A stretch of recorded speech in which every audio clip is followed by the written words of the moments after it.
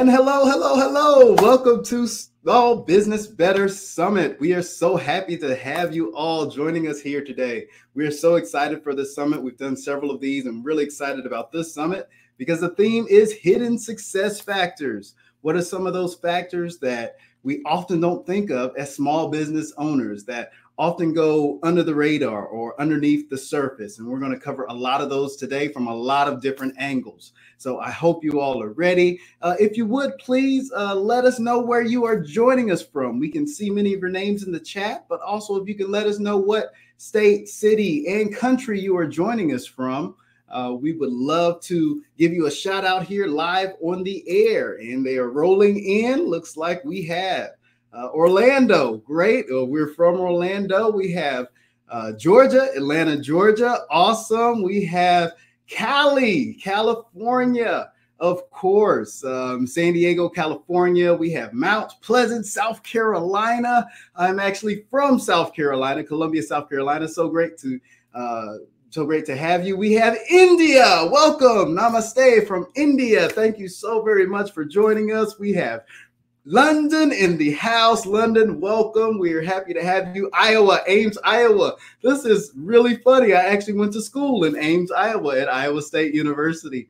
That's so awesome. So welcome from Iowa. We have the Dominican Republic. Awesome. Welcome. Michigan. I have an aunt in Michigan, Battle Creek, Michigan. We have Mexico. We just wrapped up two events actually with two separate clients in Mexico this month and about 2 months ago. So really love Mexico. We have Vancouver, Washington joining us today. We have Austin, Texas joining us today. Dallas, Texas joining us today. Another Florida, another Miami. Jacksonville, awesome. Welcome. Miami, Florida. And we have PA. I'm guessing that's Pennsylvania. PA for Pennsylvania. Awesome. We have a lot of you joining us from all over the world. As you continue to come in, please do let us know where you're from. We'd love to acknowledge you and love to celebrate you for joining us here on the Small Business Summit.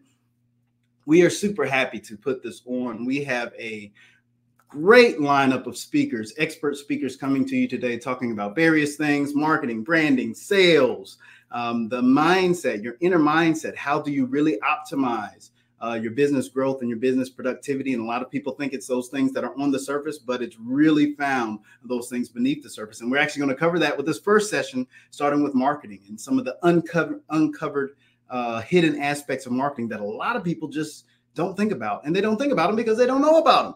A lot of times, especially with social media, we are just blindsided by a lot of the glam that we see out there. We see a lot of the success stories, but oftentimes we don't see the path that it took to get to those success stories. And now more than ever, people think the success is automatic, and it never, ever is. Even those people who tell you it's who we look at as overnight successes, they'll often tell you, well, this overnight lasted many, many years, many decades. So we're going to cover that today. And we also have wow, more people from Canada. Awesome. Manteca, Canada, somewhere I have not been. Perfect. Thank you all for joining us. Shout out to London, India. I saw Australia. Did I see Australia earlier? Awesome. Thank you so much for joining us. We are happy to have you here. If I didn't call your location, the chats are just blowing up, so I'm sorry if I missed you. But we really appreciate you coming in today. So why don't we go ahead and jump in?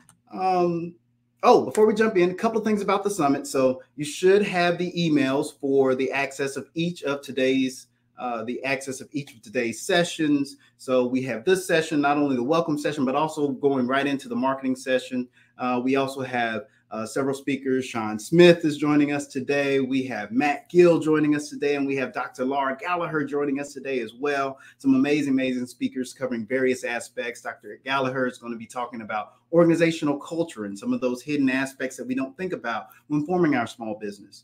A lot of times, small business success, not a lot of times, all the time, small business success is better and grows faster when it comes from the inside out. A lot of people are focused from the outside in. Dr. Gallagher is going to talk about some of that inside out approach.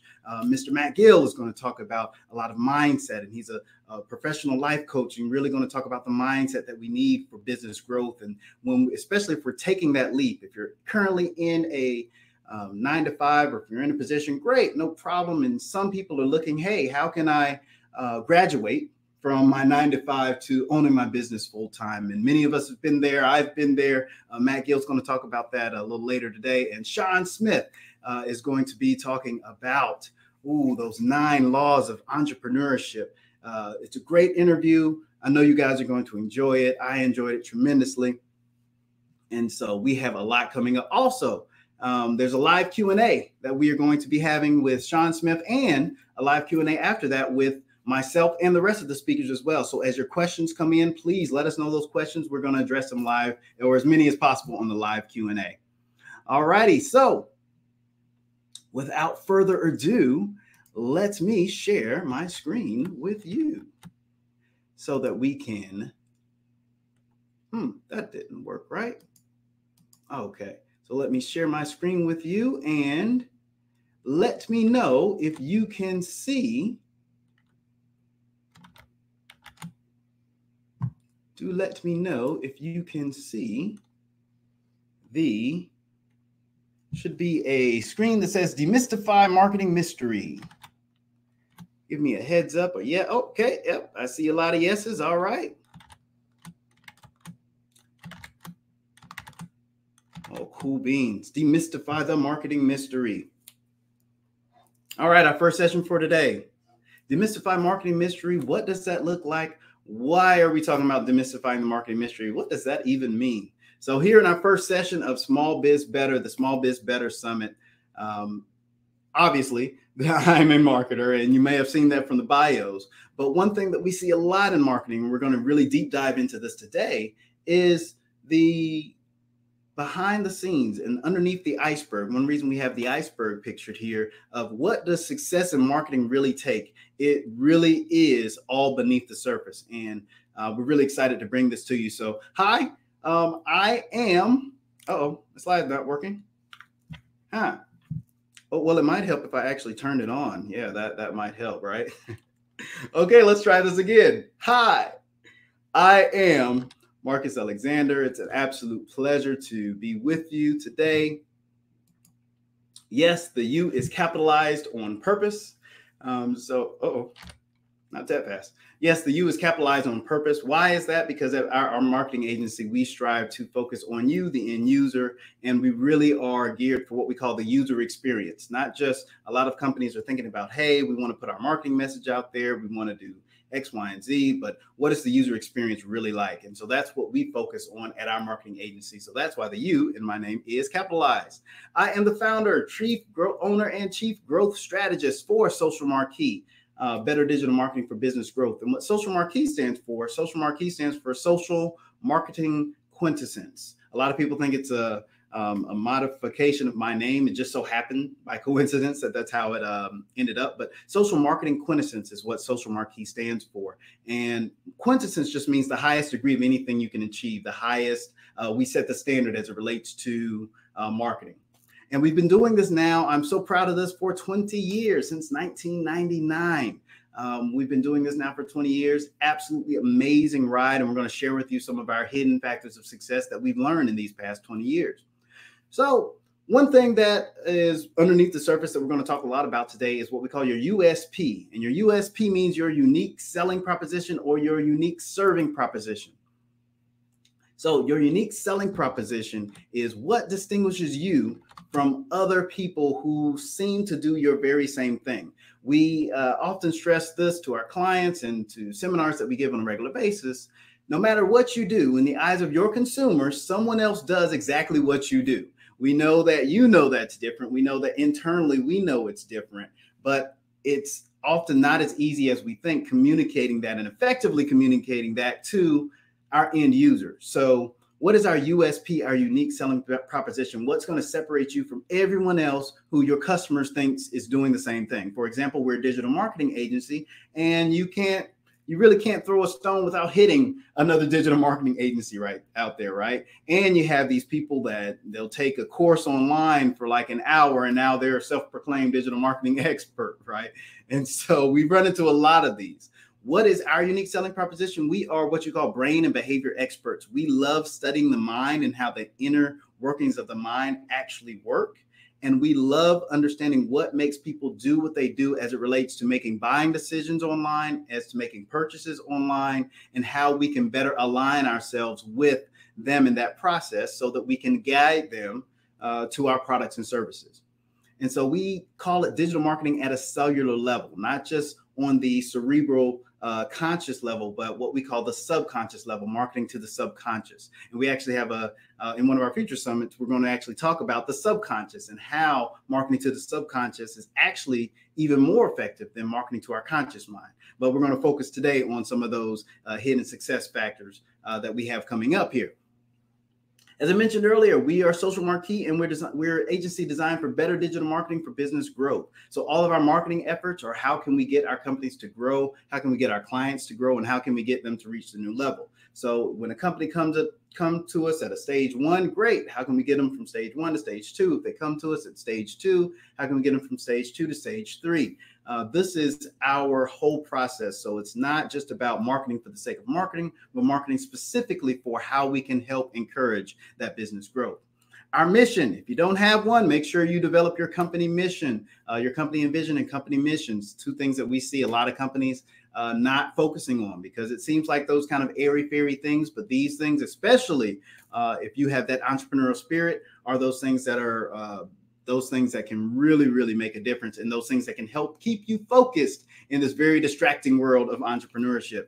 Our mission is we are good people, helping good people positively impact more and more good people. And so the clients that we work with have some sort of good that they're trying to bring to society. We love being an aid, helping them achieve whatever they're trying to do that relates to a positive impact on society.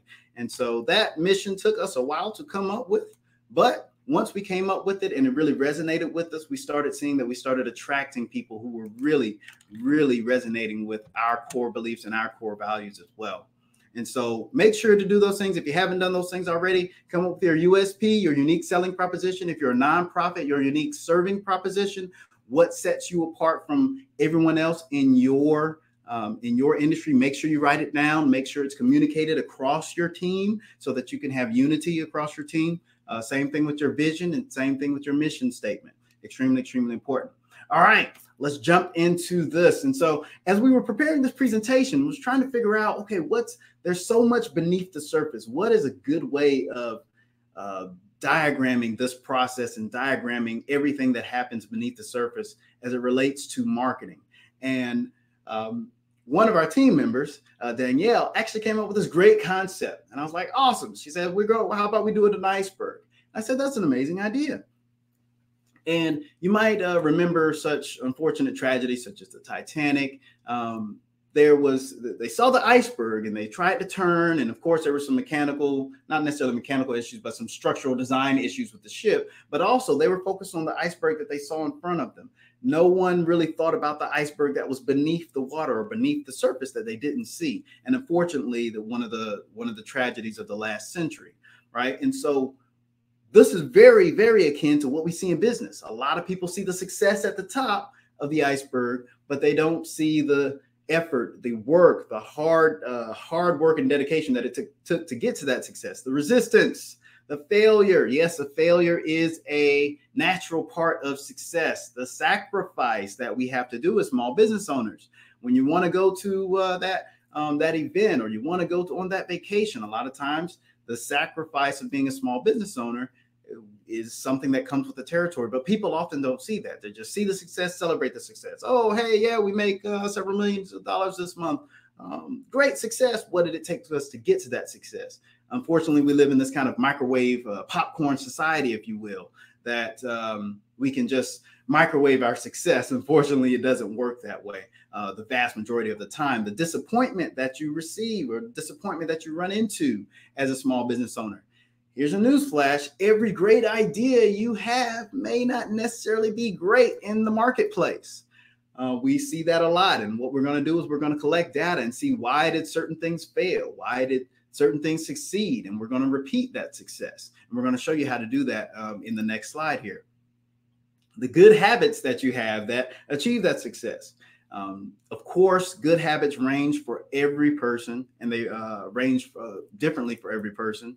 But good habits, such as something that I do now, waking up early. I'm definitely a night owl. I will easily spend 3 o'clock, 4 o'clock in the morning working on things. But I've discovered when I wake up early in the morning, when I wake up at 5 and 6 and start being productive at the early part of my day, it really increases the success of our business as well as our clients. So those good habits that you have, and it varies for everyone. Some people, some of the people even that are coming up later today, talk about how they're more of a night owl because a lot of the distractions are over between the hours of 12 a.m. and 4 a.m. So what good habits work well for you? Defining your recipes for success is going to be essential here. The hard work that goes into success. It's hard work. There is no way around the hard work. Yes, social media can help. Yes, the tools and tactics that we're going to teach you today can help. And nothing will overcompensate the hard work that is needed to reach that success. But again, a lot of times it's overlooked, it's missed. The dedication that it takes. Not only dedication, you might see this little icon over here for goals. A lot of times, and we're really surprised about this, but a lot of times we fail to set goals, or our goals aren't necessarily specific to the things that we're trying to reach in our business. A lot of times we'll just say, hey, our goal is to make money. Okay, great goal. Now I'm being sarcastic. No, let's be more specific. You may have heard something called SMART goals, making sure your goals are S-M-A-R-T, SMART. Make sure they're specific, make sure they're measurable. They have a number attached to them, a quantifiable unit of measure attached to them. The A, that they have an action plan associated with them. The R, that they are relevant. And the T, that they are time bound, that we want to make $100,000 in these next 6 months. Now, one thing we see a lot with goal setting is a lot of times people will set stretch goals and these very huge, big, audacious goals, which we call BHAG goals, big, hairy, audacious goals. Now, one thing we caution people with goal setting, it is great to have visions of great goals and such, but also beware some of the things that happen when you set a goal that you're not even confident that you can reach. A lot of times the initial setting of that goal, hey, yeah, we're going to make $1 million this year, but we haven't yet quite crossed the $5,000 a month threshold yet. A lot of times, the only time that goal feels good is when we're the 2 to 3 seconds after we've set that goal. The rest of the time after we set that goal oftentimes leads to stress, oftentimes leads to disappointment, oftentimes leads to a bunch of different feelings that actually inhibit us from reaching that goal. So what we always suggest, big goals are great. Make sure you have milestones on how you're going to reach that big goal. If whatever your big goal is, make sure you actually work backwards from that goal on how exactly we're going to achieve that goal. Now, during this process, you might see, okay, maybe $1 million this year maybe is a little out of our reach. Maybe we should shoot for this amount, or 500,000 or 100,000, etc. So beware that balance. It's important to have that balance. Yes, we want those stretch goals, and yes, we want to make sure we have a plan to reach those goals as well. We don't want our goal setting to discourage us. And another tactic that we recommend with this is having an accountability group as well. An accountability group who will help encourage you, who will celebrate the small successes, who will celebrate where you currently are and each small pieces of progress that you make along the way, as opposed to just, hey, reach your goal, now let's celebrate. And as a society, unfortunately, we do that a lot, right? It's like, hey, we'll celebrate you once you graduate. But hey, let's celebrate this test that you passed. Let's celebrate this assignment that you've completed. Let's celebrate this assignment. Success, big successes are made up of several micro, if you will, micro successes. And so the constant celebration of that, subconsciously, it helps us achieve those goals more. I hope that makes sense. All right, so that's my little spiel on goal setting. So I hope you can see all of this great stuff that goes into success, and that goes into a successful business and successful results for your business. Now let's jump into what does that look like from a marketing standpoint. Oh, this is my favorite slide right here. Marketing success. when we're coming up with a way on how we were going to define this in hopefully a simple way and an easy way, as I mentioned, Danielle mentioned this iceberg theory or this iceberg model. And I'm like, this is perfect. This is exactly how a great way to demonstrate how most of marketing success is beneath the surface. So there's a couple of principles that I want you to remember here. In marketing, if it's anything that you can see or perceive with the 5 human senses, that is anything you can see, anything you can hear, anything you can touch, taste, I forget the 5th sense. Oh, feel. Anything you can perceive with the 5 human senses is what we call the 5% of the iceberg that you can see. All right. So anything, again, anything that you can perceive with the 5 human senses, see, touch, hear, taste, and feel is part of the 5% of the iceberg that you can see, part of 5% of marketing that is visible. Most of marketing is beneath the surface. Most of marketing success is beneath the surface. In fact, 95% of marketing success is beneath the surface. And this is a principle that we that really is pervasive in your everyday life. We often don't think about it. I'll give you a perfect example. What's your favorite movie? Your favorite movie that you like to watch? I can't think of my favorite. Oh, I can think of several favorite movies, actually, now that I think about it. I'll just pick one movie, The Avengers, right? The Avengers, love that movie. Oh, and Black Panther, right? Love these movies, right? Captain America, love the Avengers series, right? And a lot of times all we think about was, hey, was this 2 hours that the movie, was this 2 hours that the movie was airing? Was it good? Was it bad? Was it okay? Or was it, yeah, we love it, right? But oftentimes we don't think about what it takes to make that movie. We don't think about the months and the years that it took of shooting scenes, of actor preparation, of hair and makeup. We had the privilege of joining a client on set on one of their movies and just seeing the amount of makeup that goes into some of these special effects. They are literally sitting in the chair for 5, 6, and 7 hours sometimes in makeup for a scene that's going to last maybe 20 minutes after it's all said and done. And that's just one day. After that, they have to take all the makeup and stuff off and then remake them up for the next day. It's really an in-depth process, but we don't think about that. We don't think about the editors that have to edit the movie. We don't think about the producers who are in their mind, they have this conceptual visualization or the storyboard of the entire movie. And then how they're going to piece together the editing, the special effects, the computer effects, the animations, all these things together. And we also don't think about the preparation that the actors had to take in order to get to the place to even audition and work the movie. We don't think about the times that they were training or the times that they were rejected for roles and all these things. So these are the things that go into, or that beneath the surface of the iceberg that holds up that part of the iceberg that we do see. In this case, movies. Look at it as the movie. We see the 5% of the movie, but we don't think about that 95% of the movie that we don't see. Another quick example, and you are experiencing this example right now. Yes, that's right. No matter where you are right now, you are in a building. You are in some sort of structure of some sort, whether you're at home, work, you're at a coffee shop watching this series, wherever you are, you're in some sort of building. But rarely do you think about the foundation that that building is standing on, right? How many times have you gone to a friend's house and you start looking around and say, oh my goodness, Becky, you have an amazing foundation, right? We never think about it, right? We only think about, oh, how does their decor look? How does their paintings look? What about their ceilings, their chandeliers, their fans, all these great decor? But we don't think about the foundation, right? But all of those great decor, those great elements of decor would not be able to stand without a solid foundation.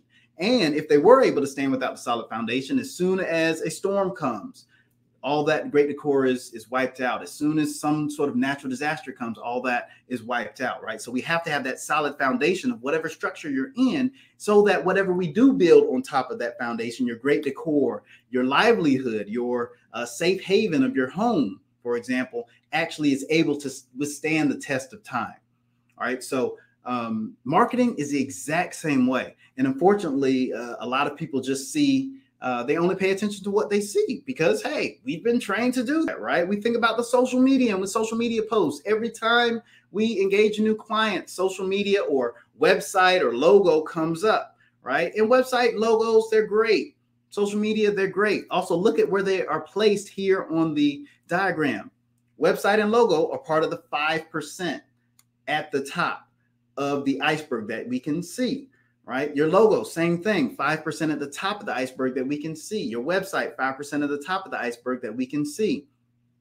We've actually had several clients, including our own business, that earned 6 figures year after year after year without an official website and without an official logo. Why? Because we in those businesses, we knew that it really took that 95% underneath the iceberg to really make, to really foster that success and really support that success, right? So we're not saying the things on top of the iceberg are not important. We're just saying their importance is only supported by those things that we don't see.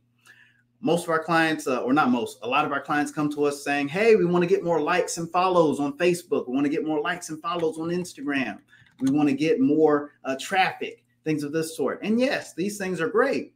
Our question is always, what are you hoping that these additional likes and follows are going to get you? So it's not so much the likes and follows that you're after, which something that we call vanity metrics. They make you stick your chest out a little bit like, hey, this post got 300 likes. I remember I put a post out that was just it wasn't a promotional post or anything. It was just an encouraging post about being yourself. And it got 300 likes. And I was like, yeah, make sure stick your chest out a little bit. Over 300 likes in a day. Yeah, it feels good. But we always ask, what are you wanting to get from those likes and follows? Oftentimes it's more revenue. Oftentimes it's more sales. Oftentimes it's more, so much more things. But oftentimes we think it's like a domino effect that, hey, if I get more likes and that means more sales and that means more yada, yada, yada. Unfortunately, that gets into what we call the numbers game, which is the numbers game. We like to say this to our clients. You have to have the numbers in order to play the numbers game, which means you have to have the numbers, you have to have the finances, you have to have the time, you have to have the personnel, you have to have the finances again. Yes, I said finances twice because that's what it takes in order to play the numbers game. Our corporate clients who are part of the Fortune 500 and the Fortune 100, they can play the numbers game. They're able to spend millions of dollars every hour on their promotion. And so 1% conversion, which is kind of the average conversion, is fine for them. 1% of a million, I don't know what it is right now. Is that 1,000? 1,000 or 100,000? Yeah, it's 1,000. If you have 1,000 people converting every hour on the hour for 24 hours, and if you know what your average customer lifetime value is, that works perfectly fine, right? But for many of us, we don't have the numbers to play the numbers game as small businesses. And so we say, don't play the numbers game when you're a small business. We need to go at it a lot more strategically. You might be surprised to see this one up here, tools. Why would I have tools in the top 5% of the iceberg that you can see? So a lot of times people ask us, hey, Marcus and Social Marquee, what tools should we be using? What email systems should we be using? What CRM should we be using? CRM just means customer relationship management software. So that's just how you manage your customers and how you how you're able to tell which customers are ready for which products or which email communications or promotional materials at the right times, right? So they're shocked to see that, hey, tools are in the top 5% of the iceberg. Why? Because all tools do is they help you optimize your 95% of the iceberg that we often don't see. Same thing here with demographics. Now, you're probably familiar with demographics. Demographics mean things that we can see with our audience. What age are they? What sex are they? Where do they live? Anything we can see or perceive, again, with the human senses, the 5 human senses, part of the top 5% of the iceberg. And a lot of people like to segment based on this. Hey, we're going to focus on women between the ages of 35 and 45. We're going to focus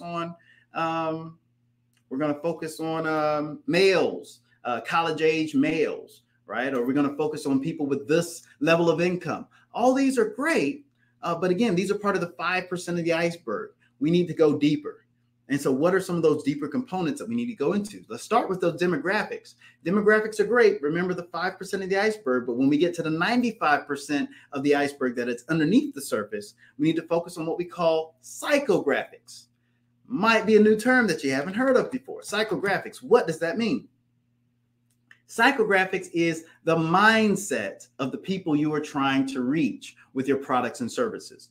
And so a great way to kind of cut through all the clutter that you see on social media, on any type of digital media or email marketing campaigns is get into the mindset of your user. What are the pain points that they have that you can uniquely solve with your products and services? I'll repeat that. What are the pain points that they have that you can uniquely solve with your products and services?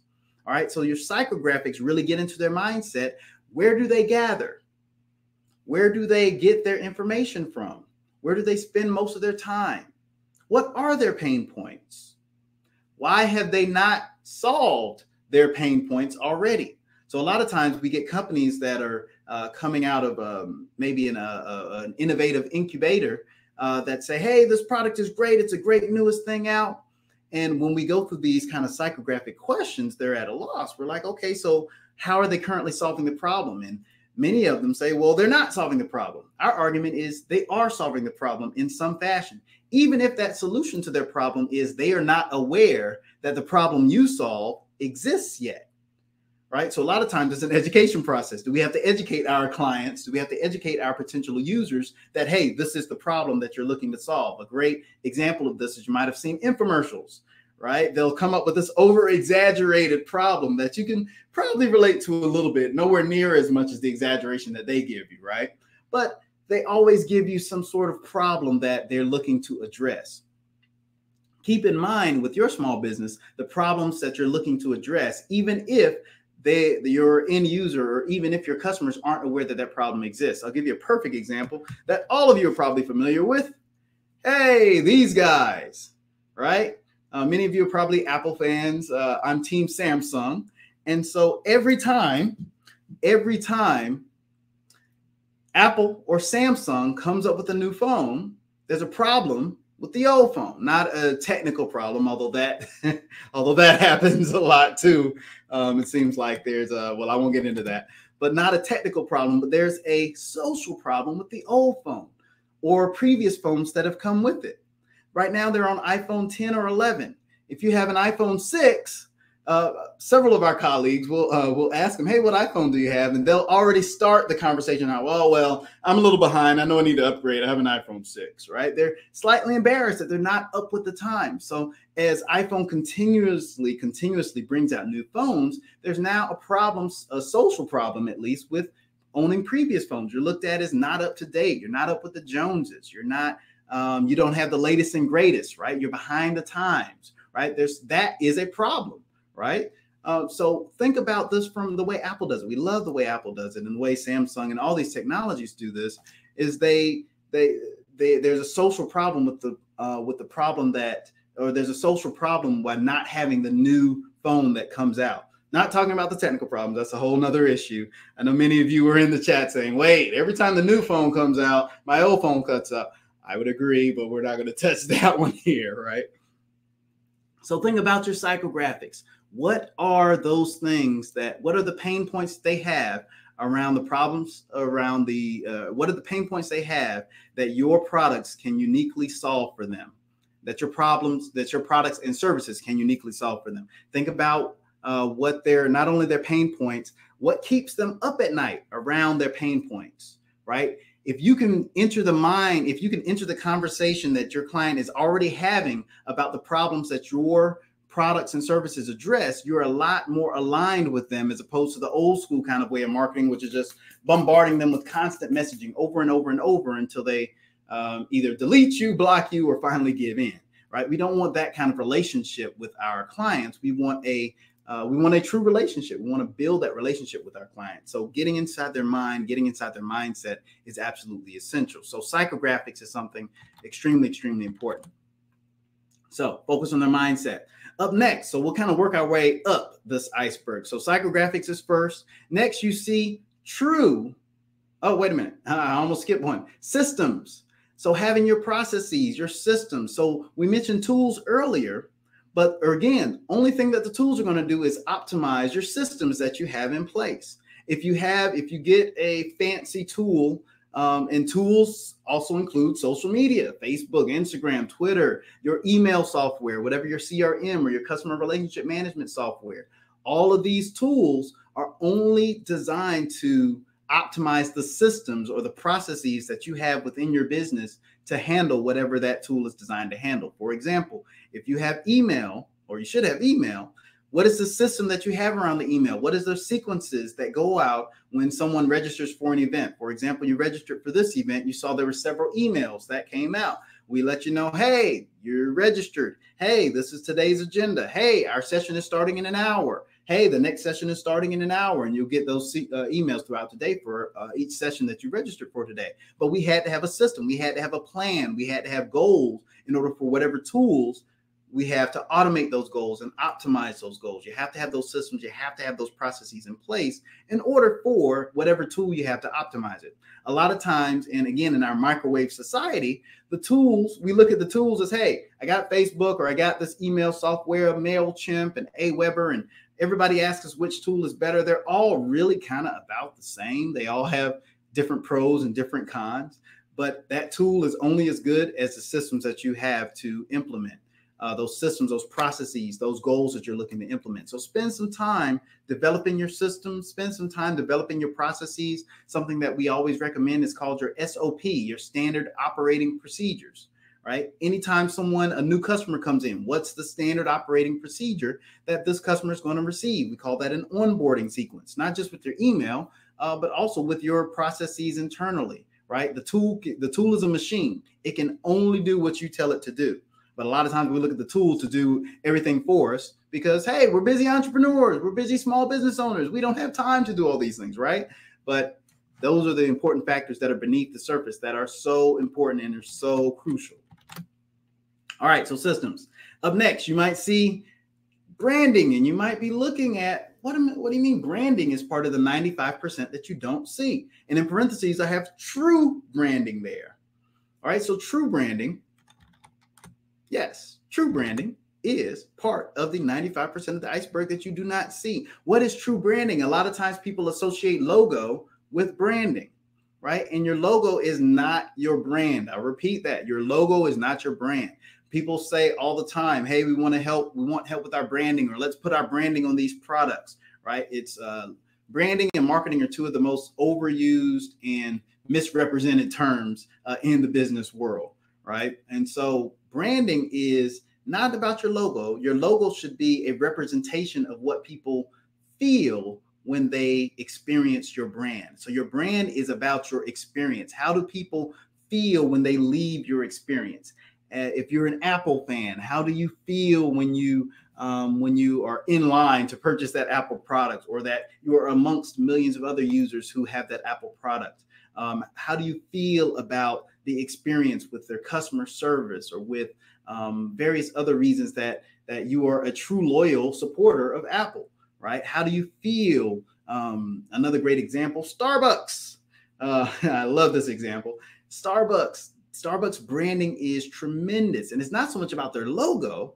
Many of our, when we give these sessions, many people are shocked to find out what the logo of Starbucks really is. And the logo of Starbucks is actually a siren, right? And a siren is a mythical creature, a mythical mermaid that actually lures people to the beach or something, and then pulls them from the beach down into the water, drowns them, and brings them to their death, right? That's the logo of Starbucks.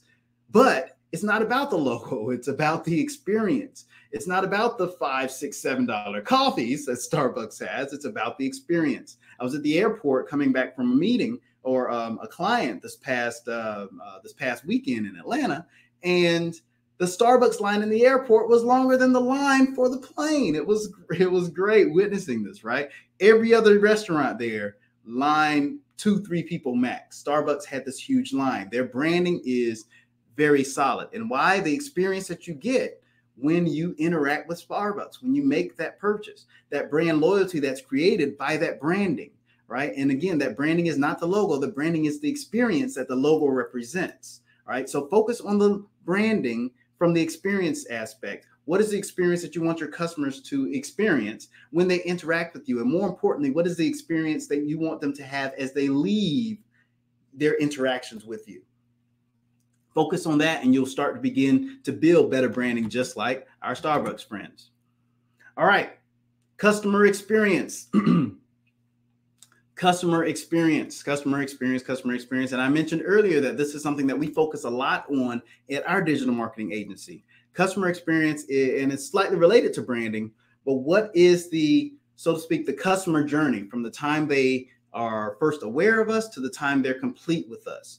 Mapping out that entire customer experience or that entire customer journey is what's going to help us better construct our branding, better construct that customer experience throughout their time with us, as opposed to this sort of reactionary type of system or lack thereof. All right. So if I know that when they join us from Facebook, they're more likely to have this type of experience, I'm now able to meet them along this journey, or better yet, I'm able to have them get in the social marquee car, so to speak, and now drive them to each and every experience that we want them to have along the way, right? So you want to think about this customer journey from that type of perspective. How can we invite them into the car that is our company and us drive them each and every step along the way? So many of us with our websites, with our customer experience or lack thereof, we're used to the mindset of, hey, let's just have them let's just have them come here and let them kind of fiddle their way around. That really just ends up in a larger bounce rate, which means people come to your site and leave from your site super fast, and it doesn't get you the conversions that you're looking for. Conversions can be any action that you want them to take on your website, whether that is join your email list, or whether that is purchase your product, or whether that is sign up for a consultation or a free consultation. Right. So think about that customer experience from the customer journey standpoint. We know that we want our clients to have this journey, and start to map it out. One way to do this, one simplified way of doing this, is draw out a timeline. They start here, they're complete with us here, and what does every step along that journey look like for your ideal customers? All right. And you want to do this for each ideal customer. We mentioned those customers that come to us from Facebook. We also have several affiliates, for example, that we're helping promote this summit, this free Small Biz Better Summit that you're attending right now. And we know that those people will have a different journey and a different experience. So we plot out, what does that journey and that experience look like, right? And you might say, well, each journey and experience is going to be different. You're absolutely right. But this is a simplified version, this timeline. In more of our marketing talks, and now that you're part of our Small Business Better announcements, you'll get announcements on future summits and things of that sort, where we go into depth about customer journey, and we go into depth about how do you create this customer journey that's beyond the linear, because yes, the customer journey actually is not a linear process, but we want to get you started in a simple way. All right, final two, mindset. What is your mindset around your business? So a lot of times people, we get this, the most of all our companies, we need more money. We have to have more money. And granted, yes, we do need some more money in many of our business, right?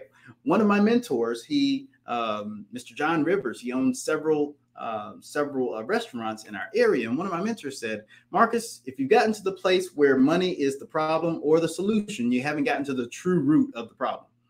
And I so love that. If you've gotten to the point where money is the problem or the solution, then you haven't gotten to the true root of the problem.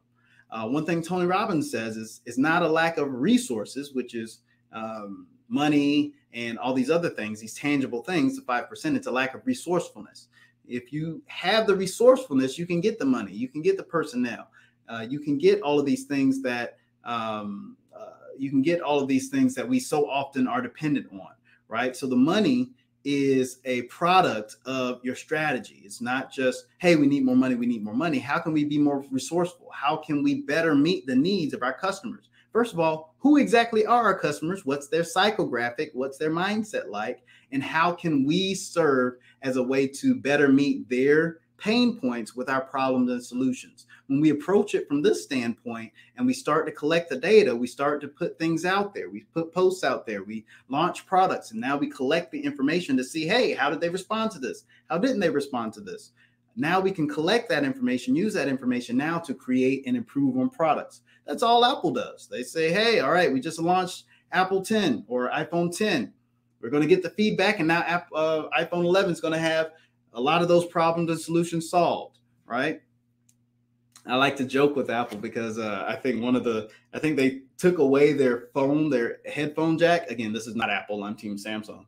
But they took away their headphone jack or something like that. You need an adapter for their headphones. For whatever reason, yes, there was a slump in sales, but they've recovered from that slump as well, right? And so however reasons, they've gotten into the mindset of their customers. They know their customers, and they're able to keep their customers no matter what changes they make that don't make sense to us Samsung users, right?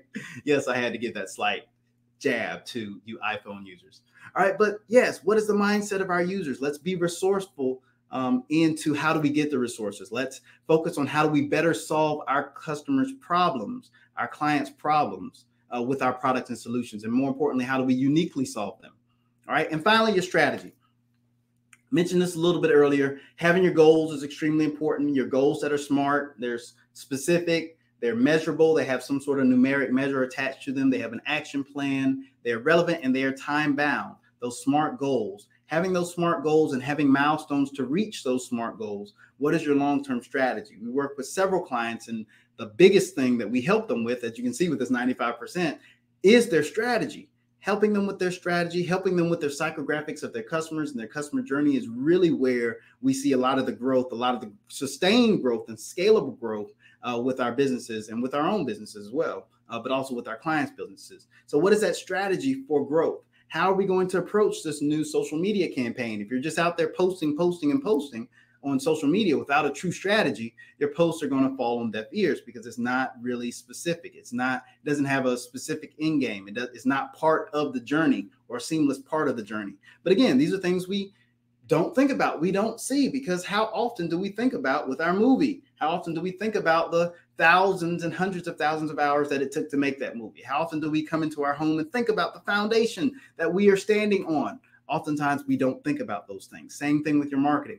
Think about these aspects, optimize these aspects, your strategy, your mindset, the customer experience / your customer journey, true branding. Remember the customer experience, how they feel even when they leave your product and service. How do you feel when you leave Starbucks? Are you now wanting and yearning for more, right? The systems, remember the tools are only going to optimize whatever systems and processes that you have in place, and those psychographics. We're huge on this at our company, not just because we're brain and behavior experts, actually probably because we are brain and behavior experts, but those psychographics. Let's get into their mindset. This is the new wave that you're going to see a lot more and more about companies getting into your mindset of how can we proactively reach you as it relates to the problems that you're having that our products and services uniquely solve for you.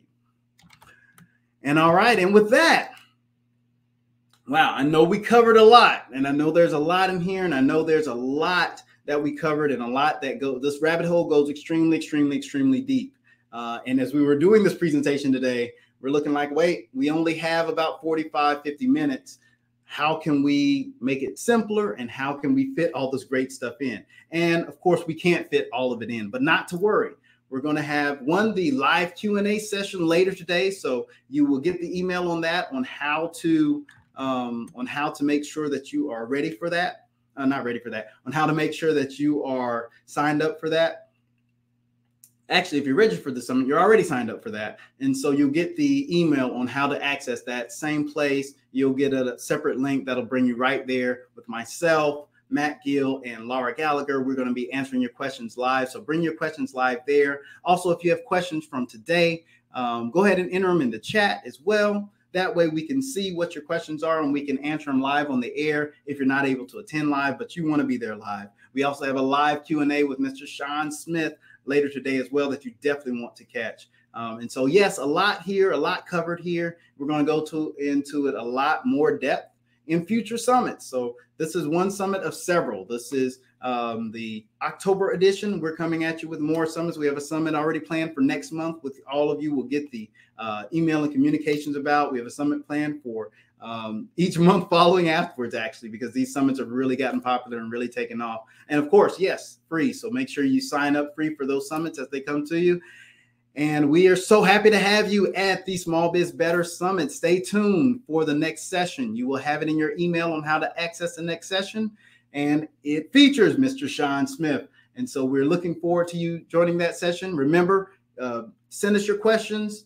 Type them into the chat if you have questions from this presentation. We'll make sure to answer them live, or as many as possible on the live Q&As later this session. And with that, we will say till the next session. We will say goodbye until the next session. We'll see you at the very next session coming at you right now.